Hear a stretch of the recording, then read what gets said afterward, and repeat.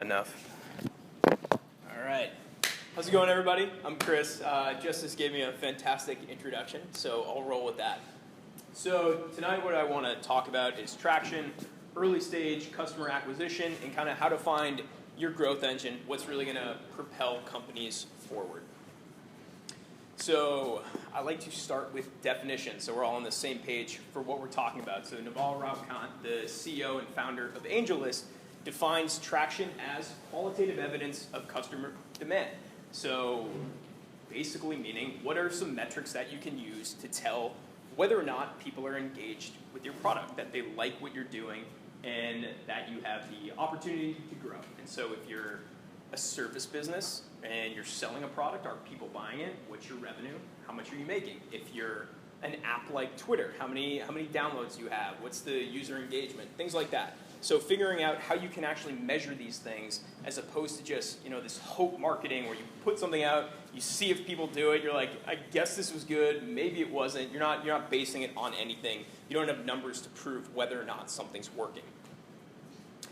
So kind of the big fallacy that's ubiquitous all over is the idea that if you build it, they will come, and that's just simply not the case. It's this idea that the product should speak for itself, the product should be good enough, and it's like going on a first date in, ripped t-shirt and jeans, and you're like, well, my personality should speak for itself. No, you have to show why you're attractive, why somebody would want to engage with you. What is the benefit for them? Because for you, the product can seem, or the company can seem like it's your whole life. It's super important, but that's not the way it is for customers. So a good formula for thinking about this when you're trying to think of how to pitch it to somebody is like their life plus your product. Like, what does their life look like now without your product? What does it look like with your product? And it's not going to be they're using it every day or all day, every day. It might be, but for most things, it's probably not going to be that. So how does that fit into their life? Where is it on kind of the priorities of things they do? And understanding the way people are going to interact with it can help you really define and then market to that. So again, building the right product for the right people. So knowing your customer, starting with your customer, being customer focused, and knowing where they hang out, what are the things they like to do, who are they reading, who are they following, what are they doing when they're not interacting with your product or a competitor's product, what are the things they do on the weekends, what's their family like, really breaking down and having a very, very clear avatar of who your ideal customer is. And obviously, not all your customers are going to be like that, but you should know who, if you could have any customer in the world, what does that person look like? So tonight's talk is about determining the growth engine. So Peter Thiel, as I'm sure most people know, author of 0 to 1, one of the first investors in Facebook, a big deal. He says that most companies are going to have one method of growth that is going to be vastly superior to everything else. So it could be, email marketing, or it could be doing podcasts, or it could be going to trade shows, or speaking at conferences, or a million different things. But usually one thing is going to outperform by a large majority everything else that you're trying. So you really, the goal with finding your growth engine, finding what is going to give you traction, improve you in the market, is about identifying this one specific thing that's going to help you propel you forward. And so tonight I want to kind of talk about how you can figure those things out. So starting with the basics, you want to test your assumptions, and you need to have assumptions to test. So kind of an example of this is recently I was on a phone call with a potential client, and we were talking about, I was trying to help her. It was the introductory call, see if it would make sense for us to work together, what her goals were. So she has an online course that helps people get into Ivy League schools. That's her market, that's her niche. And so I was talking to her, I'm like, okay, so you have this coming up. What do you want to do? What are your plans with it? And she said, well, we already have 100 blog posts already written, and we recorded 34 episodes of a podcast, and we want to, be mentioned by influencers. We want to get into schools and do these talks. And she starts talking about all these different tactics, and then I ask her, okay, and what is the goal with this? And she goes, well, we want it to do well. We want it to do well. That was the term that she used, and then it took, round after round of questioning to really nail down what did she specifically want? What did success look like to her? Because depending on what your goal is, whether it's brand recognition, it's like dollars and cents, how much you're selling, it's how many customers you have that you can later upsell to a different product. you need to know specifically, what numbers you're trying to hit for these different things, because once you know that and you kind of begin with the end in mind, then everything is going towards that. But if you don't know where you're trying to get through to, it's really difficult to make a journey that's going to get you there, because if you know you want to hit X dollars in sales, then a lot of the methods aren't going to get you there. So it really helps you narrow your focus, and by having that constraint, it can actually give you a lot of freedom.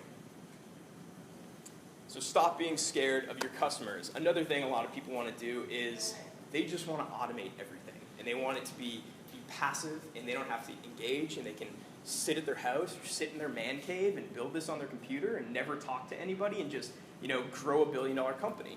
And I mean, don't get me wrong, I'm a huge fan of automation. I make part of my living by building automated systems for people, but people need to get over this fear of talking with people in real life and engaging one-on-one, because especially, the theme of this is, napkin stage startups, like really early startups. Especially when you're starting out, you think you know everything about the customer, their wants, their needs, their hopes, but all this is just coming from inside you, and you're clearly biased because you're the one creating the product.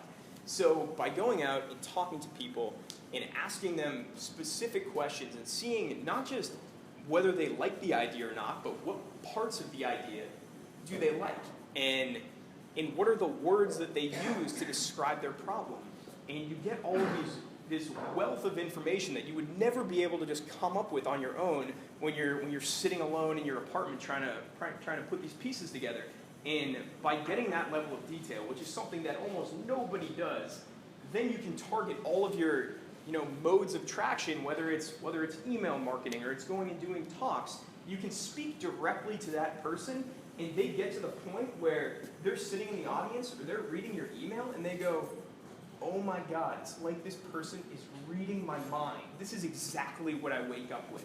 And this is exactly the thought, like the words that I use to describe my problem. Because think of something where nobody uses the phrase oh, I am very overwhelmed. And so don't say that. They're going to say something like, oh, I just can't do this, I'm too busy. And don't say I'm overwhelmed. So figuring out what is actually the phraseology that they use, and you can speak to that. And that's what separates just the amateurs from the people that are going to be 10xing everybody else.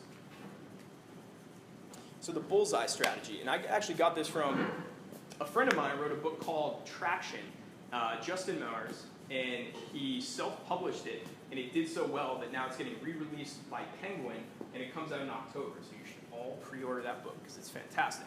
But he talks about the bullseye strategy, and this is a way for identifying what methods of traction that you should use. So if you think of a bullseye, there's 3 circles, right?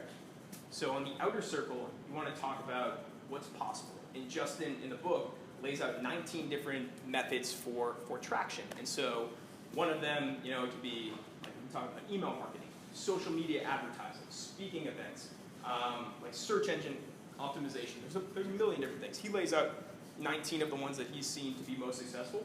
And so on this outer ring of the bullseye, you take those 19 pieces, or however many you kind of come up with, for each one, even if you don't think it's going to work for you, you come up with one thing that if you're going to do, say email marketing, what would you do for email marketing? Just lay out a simple, couple sentence plan for each one of those. Or you're going to do a webinar. What is the theme of the webinar? Something like that. So you lay those out. And then the next step is the second circle of the bullseye. And so the first layer was what's possible. And now you want to go to what's probable. So of those, say 20 things that you laid out, now narrow it down to 3 or 4 things that you realistically think are probable. What do you think is going to be successful? And since you already determined what your goal is, whether it's 100,000 users to acquire or whatever it is, you know what that is. So what is probably going to get there? What of these growth engines could actually realistically get you to where you want to be? Now you take those 3 or 4 things and you want to lay out a cheap and easy way to test these assumptions, because they're assumptions. You don't know they're going to work. Again, it's all still in your head at this point. So say you wanted to, again, something I've been doing a lot recently is webinars, so I'm going to use that as the example. Say you think webinars can be a really, really good way for you to grow your business or to get new leads or lead generation or something like that. So you say, okay, how can I do this cheaply? Well, you want to set constraints. So you want to set a time restraint, a effort restraint, or an energy restraint, and then a dollar constraint. So you could say, I'm going to run, webinars once a week. I'm not going to put more than like 2 hours into it once a week. I'm going to do this for a month, and I'm not going to spend more than $100 a week or $100 a month. You can do these things really cheaply. A lot of them you can even do for free. And so you narrow those down, and then the center of the bullseye is after you've run these 3 or 4 experiments, so it's what's possible, what's probable, now it's proving to be effective. And out of those 3 or 4 things, one of them is most likely going to be vastly outperforming everything else. So you take that one, and then that's the only one you focus on. It's very seductive to want to be like, okay, yeah, that one's doing great, but these other ones are still doing well. Like, why don't we still put it in? No. Don't focus on those right now. You stick with this one, and you milk it dry, and you drive that method home, and you really refine it until it's working as well as it can for you. And then oftentimes those things, it's not going to work forever, so usually you're going to have to adjust your growth engine or your method of traction. But you stick with that one method, you do it as best you can, and then when it's time to pivot or switch or try something new, then you can do that.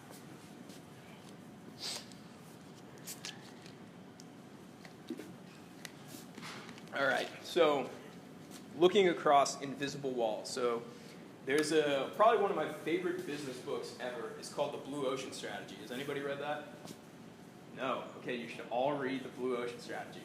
It's really great, but an analogy that they use in that is, so imagine you're sitting with your girlfriend or your boyfriend, and you're thinking what you want to do on Friday night. So you're thinking, we could go to that was my voice crack, Justice. You knew it was going to happen. So, with your girlfriend, what are you going to do this weekend? Friday night. You go to the movies. You go to mini golf. You go to a restaurant. You could go be little punks and run around the mall. There's all these different things that you could do. You have all these different options. And so you flip that and you see it from the movie theater standpoint. They're never thinking about what your other options are, at least across those different industries. All they're thinking about is competing with these other movie theaters. And chances are, the people that go to one movie theater aren't necessarily going to go to another one. It's more likely that their options aren't between you and another movie theater, it's between you and mini golf and restaurants, and people are just so blind to that. But by recognizing that, you can say, okay, instead of focusing on the customers of the movie theater, how can I appeal to non-customers of movies? Who aren't the moviegoers, and why aren't they the moviegoers, and why are they going to these other things instead? And so instead of trying to get a smaller and smaller piece of a shrinking pie, you're going outside of that pie and reaching into a different one, or you're growing that pie, whatever method of baking you want to use as your analogy for this.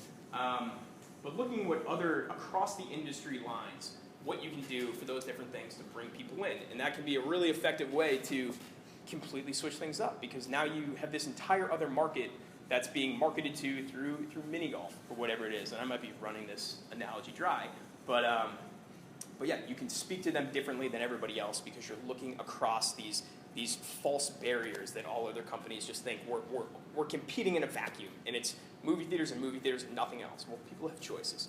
So understand those and see things from the consumer point of view, and it can open up a lot of new opportunities. And to go along with that, a lot of companies, especially in a particular sector, so say it's,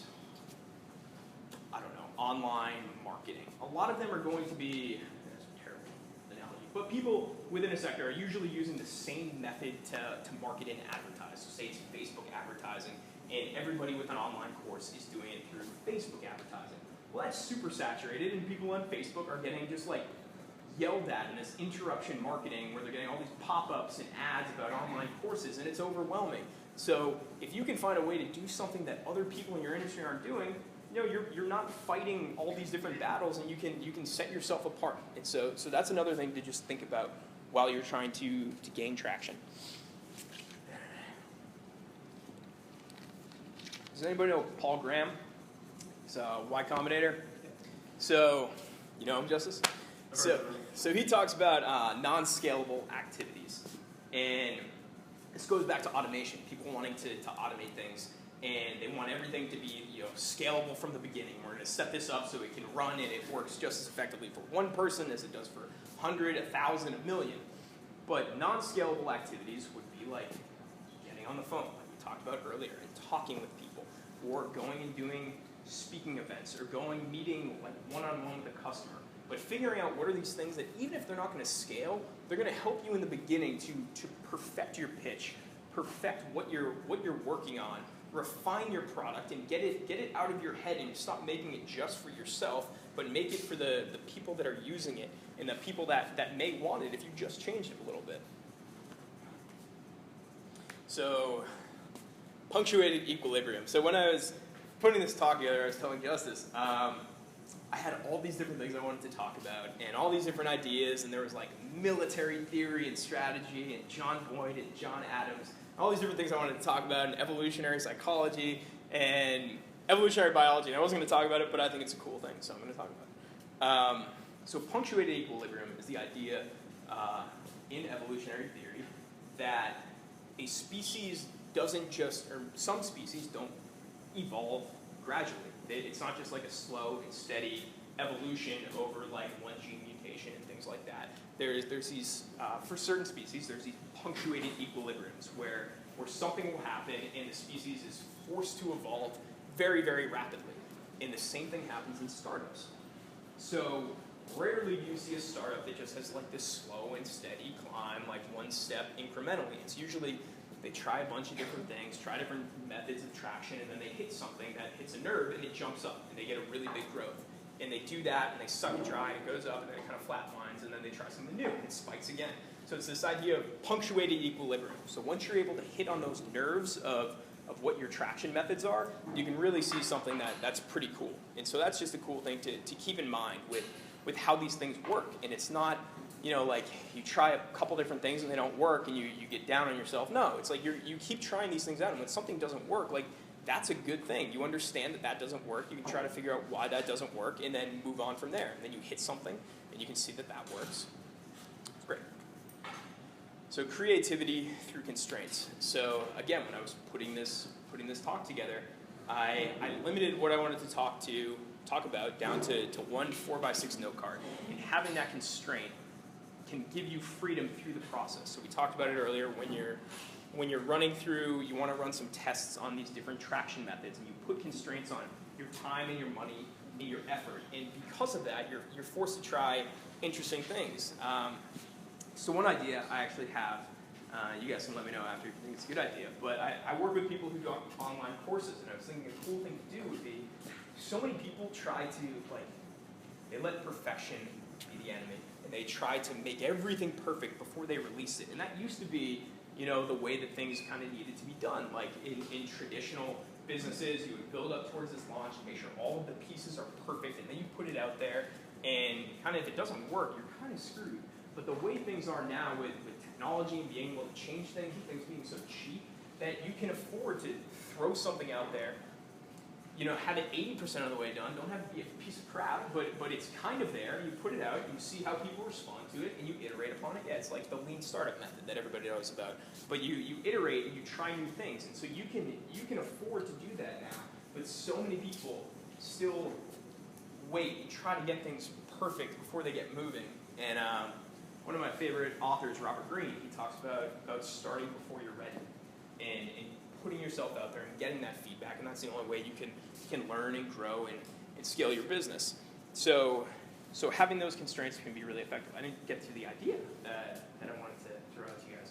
So for these online courses, I was thinking a cool idea for constraints would be you, instead of having these people that spend 6 months putting together an online course, you put one together and the constraints would be like 72 hours, like a long weekend, spending less than $100, and like all of the outlining and creation and marketing and things like that has to be set up, and you do that all in a weekend.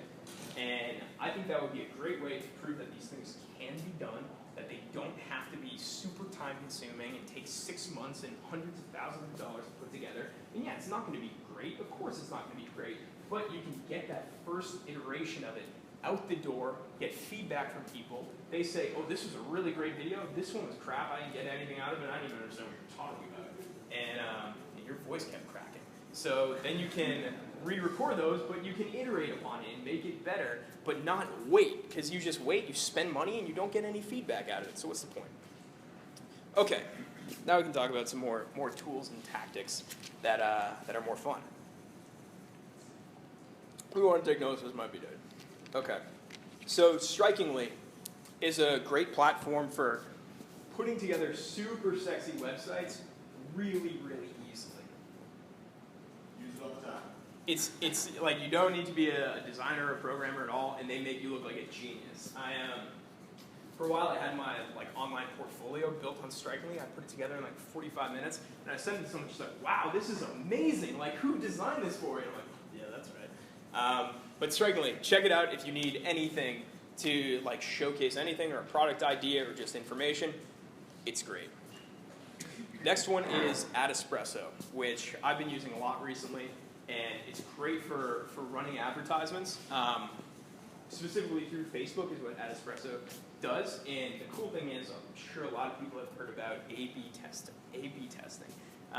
If you haven't heard of it, it's the idea that instead of running, one advertisement, you run two, and you change one element in them. So maybe you use a different picture in them, and then you see which one performs better, and then you stick with that, and then that becomes the new control, and you test new ads against that. But what Espresso does is instead of pitting one ad against one ad, it pits one ad against 250 other advertisements. And so you can plug in like 3 different headlines for the headline of the ad, 3 or 5 different pictures, and then 3 to 5 different body copies. And then it just randomizes everything and puts them together and runs them. And then you let that go for a week, I'd say probably more like a month to get something a little more statistically significant. But you do that, and then you've tested 250 different combinations of your ads. And so you're just able to go through that process of testing so much quicker, and it's automated, and it makes it a lot easier. And then you've gone through this process so many times, it becomes great. You get good feedback by it. They also have a really great dashboard that allows you to see how many impressions the ad got, what the frequency is, what your click-through is, the conversions. You can install conversion pixels to see, so are the people that click on this ad actually going and buying the product? See things like that. That really helps you measure, is it worth the spend of the advertisements that you're using? Next one is Perfect Audience. It's similar to Espresso. It's an advertising that allows you to do retargeting ads. So I'm sure if you guys don't know what those are, it's basically when you're shopping for whatever, shoes online, and then you don't buy them, but then you're on another website, a couple days later, you see those shoes pop up, and you're like, who's stalking me? That's what retargeting ads are. So Perfect Audience allows you to place a pixel on your own website, and then you can market and advertise to those people later. And I don't like doing it with specific products. I think that's kind of creepy. But if you're doing it with your website or inviting them to a free webinar, to read a blog post, things like that, I think that's less kind of intrusive and into their privacy and more just putting yourself out there so they can connect with you again. Programming for Marketers. This is a free online course for non-technical marketers, so people who are marketers but they don't really have any engineering experience or things like that. This is actually done by Justin Mayers, the guy who wrote the book Traction. This is a fantastic course. I think it's 7 days or something like that. You get an email twice a week now, so I think it's a month long. You get 2 emails a week, and it walks you through all these different things and helps you do these different technical tasks that normally an engineer would be able to do. But he parses it down and makes it so plain and simple, so you can do what's necessary without learning all of the things that a full-scale, full-stack engineer is going to be able to do to build an app. You're not going to be able to build an app taking this course, but you can adjust different things and do things that are really effective and only the things you need. And to go off that, Code Academy, this is something that I've been using recently. If you do want to become more technical and you want to learn, how to adjust different things on a website, you can do. Yes? When you're learning how to code and you get stuck, what do you do? Who do you go to? Usually go to Stack Overflow, and if that doesn't work, I'll reach out to Justice, and he'll help walk me through my coding problems. But I put off learning to code, and I wouldn't consider myself a coder by any stretch at this point, but I put it off for a long time, and then as soon as I started doing it, I'm like, wow, this is really cool. Being able to not have to rely on somebody like Justice to help solve my problems. And I can go in and I can adjust the website, adjust the visuals, change little elements, and manipulate the data in such a way that it's I don't have to be brilliant at this, but if I understand what line in the code is making the button yellow and I can make it red, or I can change the copy a little bit, like really quickly without having to run to somebody else and throw them off their task. This is a great way to learn those things. And it's free, so take it. Lead pages. Lead pages is for testing landing pages.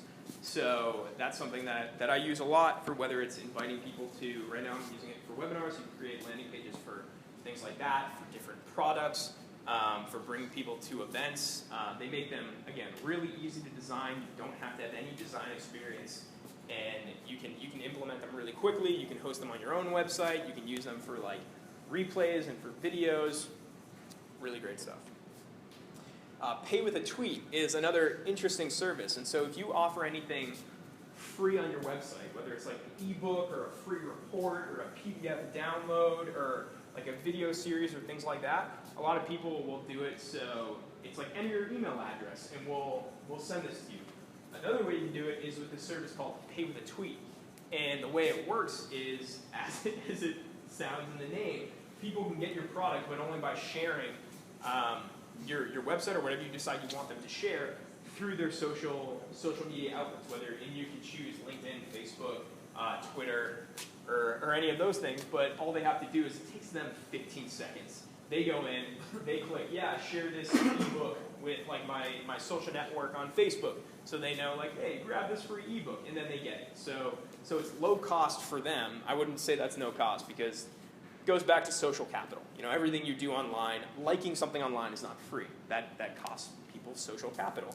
And if they put out something that's not cool and their friends don't like it and nobody likes it when they like it, you know, it makes them look weird. They're going to be hesitant next time they put something out. So those things aren't free, but it's a nice way to create a bit of a viral loop to help grow your product and help get it out there or your service through social media and leveraging other people's networks. So this is like my new secret weapon, and it's called Stealth Seminar. It's not cheap, but it's not super expensive either. But the way it works is, obviously it's for webinars, but if you're hosting a webinar, you know, I was talking with a client recently, and she's like, yeah, I thought about doing webinars, but it seems like a lot of effort, and you got to do them like every day or every week. No, well, the way this works is you can record the webinar once, and then take that recording, and using their software, you can set it up so it runs on whatever frequency you want. So people can go to the landing page, sign up for it, and then the webinars can start every hour from whatever time frame you set. So I normally set them from 9 a.m. to 9 p.m. Pacific time, and they start every hour, so people register, and then it'll take them to a countdown page, and it says, like, this is starting in 25 minutes. And then people will go to it, and they can watch the webinar.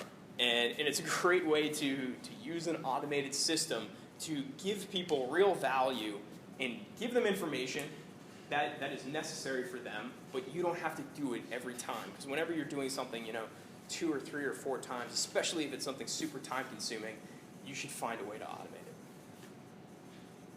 King Sumo, started by the guys who run AppSumo.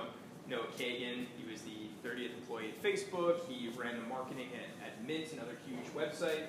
Now there's a company called AppSumo. One of their products is called King Sumo.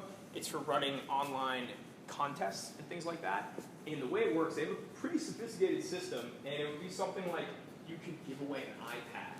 And the software costs maybe $200 for like a lifetime access, and you can find codes online to get it for like $100. And you can say you're going to give away an iPad, and people can share the link or like it, and then they get 1 entry into your contest. And then if they share it on social media or one of their friends likes it, then they get like 5 more entries. So it has this virality built into it. So the more somebody like leverages their networks and gets other people involved in it, the more entries they get into it and increases their chance of winning it. So I've seen people use this for anything from like small things to like a small, you know, $20 giveaway or $50 gift certificate to iPads to like all the way up to like week-long vacations and trips like that and cruises. So these things can be really effective for growing your list and growing your customer base.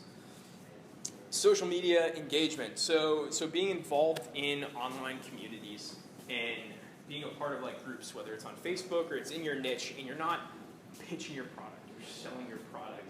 You're there to actually give value free of charge with no real sales pitch. And obviously, like if it's super relevant to what you do and you think your product could actually help these people, by all means let them know, but that shouldn't be your sole focus. Your sole focus should be to connect with people and to add value and to see what people are talking about and to see what the trends are, to see where people are having trouble, to see, how they're engaging with your competition or the things they don't like about their competition or what they do like, but getting involved in these things and being a part of the conversation. Meetups, things like this. Going out, talking to people, meeting people, and actually putting yourself out there. So that's the end of my presentation. I have a list of books. If anybody wants them, you can email me, or you can just come ask me afterwards, and I'll hook you up. And happy to take any